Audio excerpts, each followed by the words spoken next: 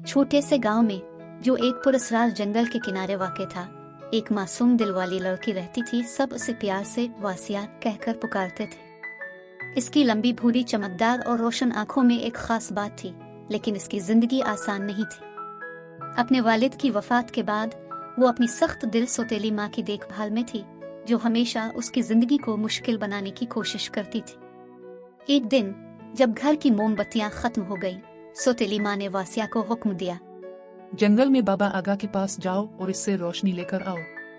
लेकिन याद रखो, अगर तुम खाली हाथ लौटी तो घर में दाखिल होने की इजाजत नहीं होगी। वासिया के जिस्म में कपकपी दौड़ गई। गांव में सबने बाबा आगा के बारे में कहानियां सुन रखी थी। वो खौफनाक जादूगरनी जो जंगल की गहराइयों में रहती थी। कहा जाता था कि इसका घर अजीब और गरीब टांगों पर चलता था और जहां चाहता था वहीं पहुंच जाता था। बाबा आगा कोई आम जादूगरनी नहीं थी। इसकी आयरन की दांत और गुस्से की शिद्दत दिल को लर्जा दे देती थी। वासिया के पास कोई चारा नहीं था। वो डरी हुई लेकिन पुरज़्म थी। इसने अपने पुराने जूते पहने और जंगल की तरफ रवाना हो गई। जंगल घना, तारीक और अजीब आवाजों से भरा हुआ था। वासिया चलते चलते एक जख्मी परिंदे से मिली। परिंदा कांपते हुए बोला, ए लड़की, मेरी मदद करो, मेरा पर टूट गया है। वासिया ने इसे चंबेली के पत्ते से बांधा और कहा, अब तुम जल्द ठीक हो जाओगे। आगे बढ़ते हुए वासिया ने एक बोसीदा दरख्त को देखा जिसकी जुड़ें सूख रही थी। दरख्त ने कराहते हुए कहा, ए लड़की, मुझे पानी दो, मैं मर रहा हूँ। वासिया ने अपनी बोतल का आखिरी पानी दरख्त को दे दिया। फिर उसने एक भूखे कुत्ते को देखा जो कमजोरी से लेटा हुआ था। वासिया ने अपना खाने का टुकड़ा इसके आगे रख दिया।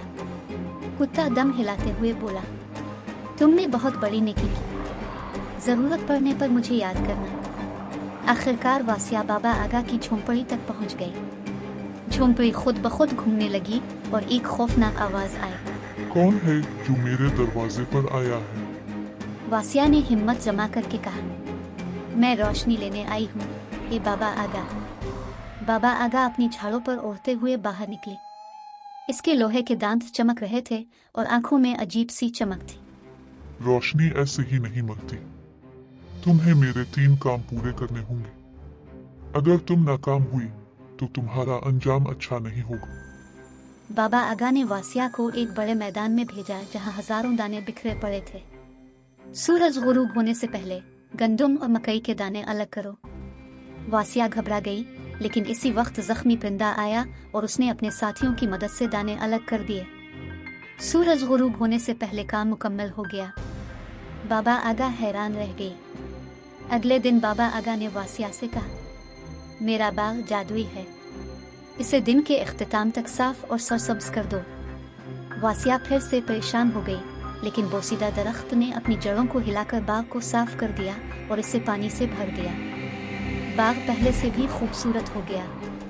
बाबा आगा ने आंखें सुखड़ाई लेकिन कुछ ना कहा। बाबा आगा ने आखिरी काम के लिए वासिया को अपनी जादुई झोंपड़ी के अंदर भेजा और कहा, मेरी झोंपड़ी को चमका दो, लेकिन खबरदार, किसी चीज को हाथ लगाया तो तुम्हें पत्थर बना दूंगी। वासिया सफाई में मसरूफ थी कि एक चमकती हुई जादुई खोपड़ी नजर आई।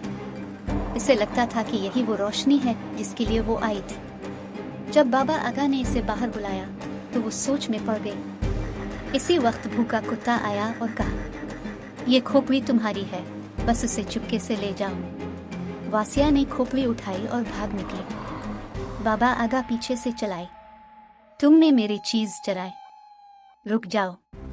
वासिया ने परिंदे, दरख्त और कुत्ते की मदद से बाबा आगा से बचते हुए अपने घर पहुंचकर खोपड़ी को अपनी सौतेली माँ के सामने रखा।